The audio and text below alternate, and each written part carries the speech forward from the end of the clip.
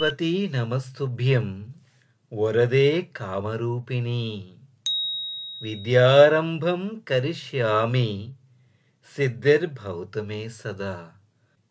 పద్మపత్ర విశాలాక్షి పద్మకేసర వర్ణిని నిత్యం పద్మాలయా దేవి సామాం పాతు సరస్వతి.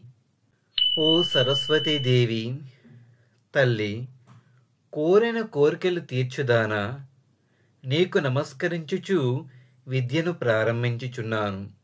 ఎల్లప్పుడూ నాకు విజయాన్ని కలుగు చేయుము. నాకు విద్య సిద్ధించినట్టు చేయుము.